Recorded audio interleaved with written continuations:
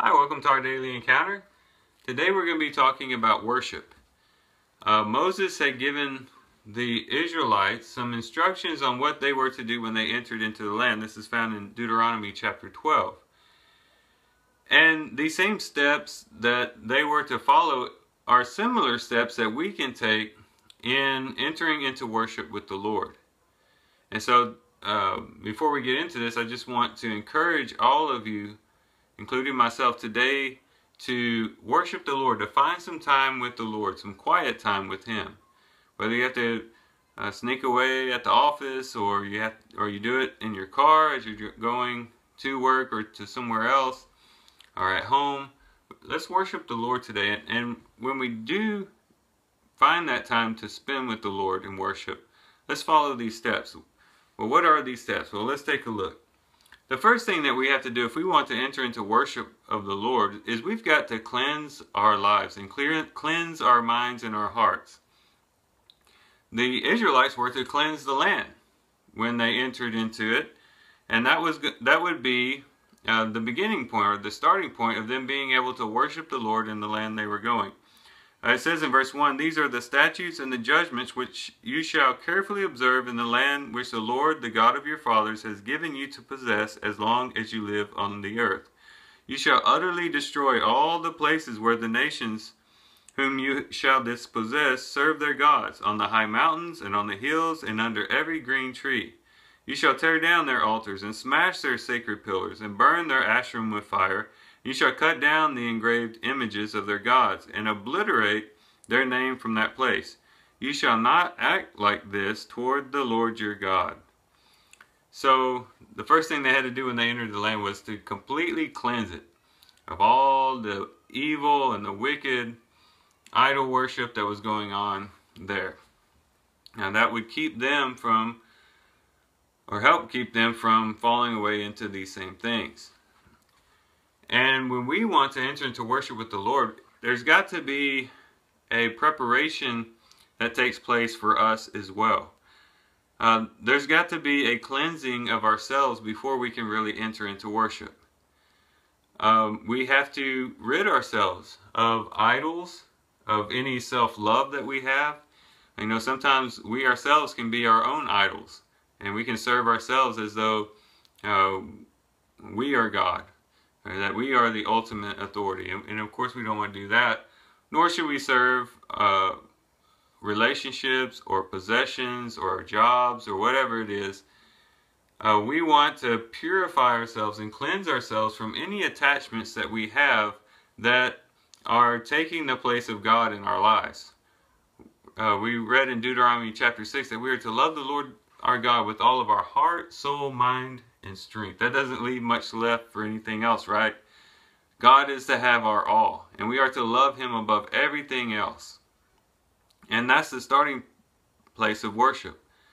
If not, we're going to be distracted, we're going to be not wholly given to Him, and our worship will be diluted and not be as strong and as passionate as it ought to be. And so we got to cleanse ourselves. But secondly, we have to worship God in the right place. The Israelites had to do this. If you pick up in verse 5, it says, "But you shall seek the Lord at the place which the Lord your God will choose from all your tribes, to establish His name there for His dwelling, and there you shall come."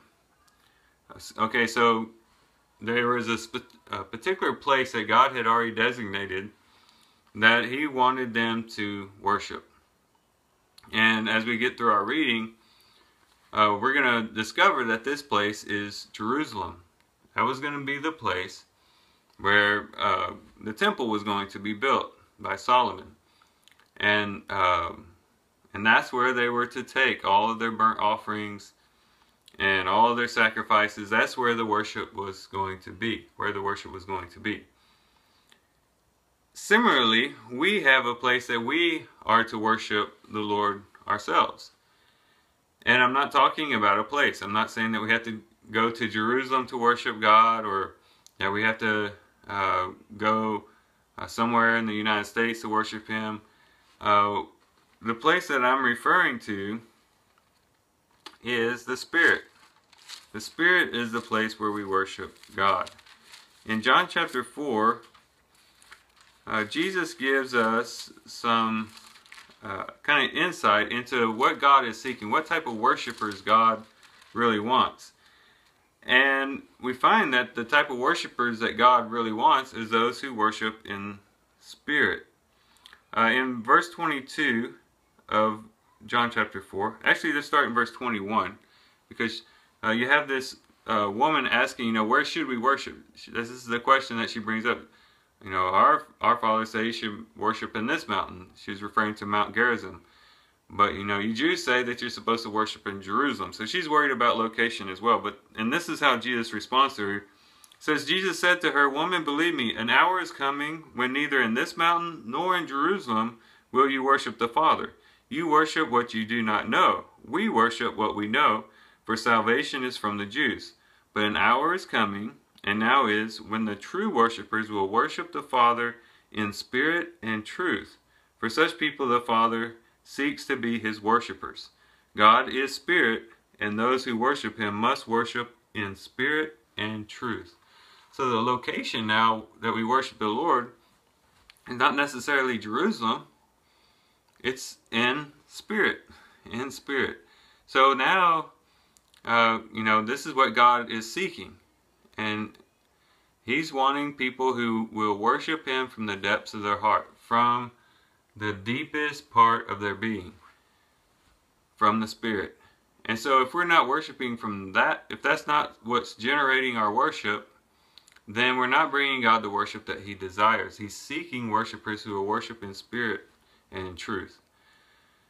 Many times our worship is in different locations. Many times our worship is just in the flesh. My mouth is mouthing the words. Maybe I'm singing a song, my vocal cords are making the notes, or may not be hitting the notes, but it's just a purely physical act.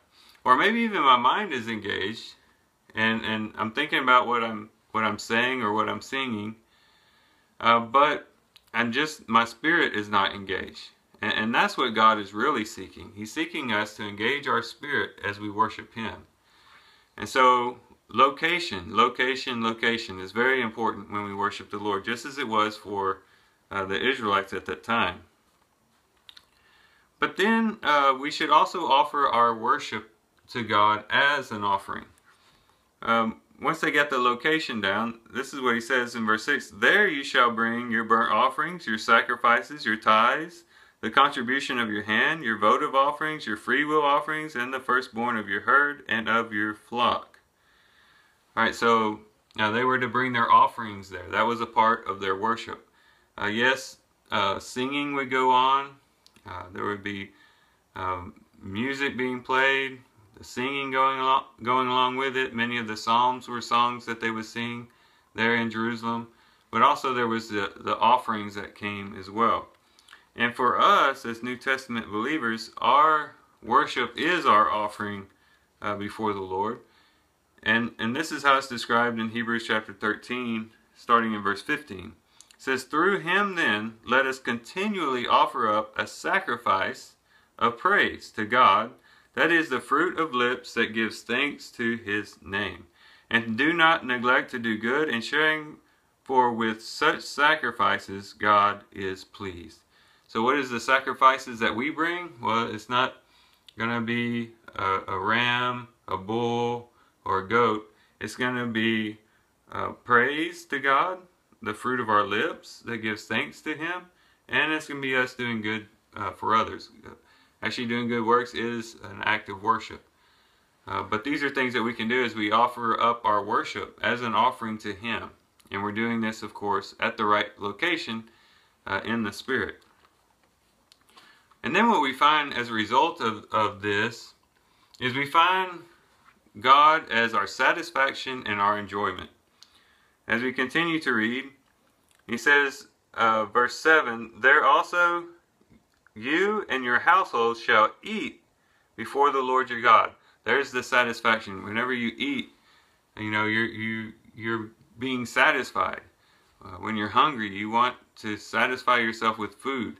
And so they would sit down and eat, and of course that would also represent fellowship with one another, fellowship with God.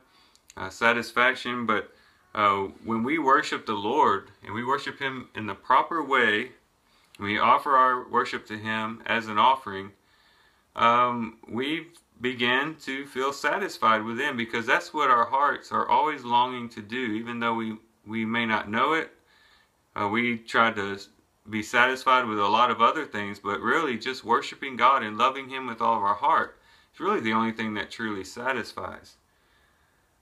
So we are satisfied in that, but also we have the enjoyment. He says in the latter part of verse 7, he says, "And rejoice in all your undertakings in which the Lord your God has blessed you."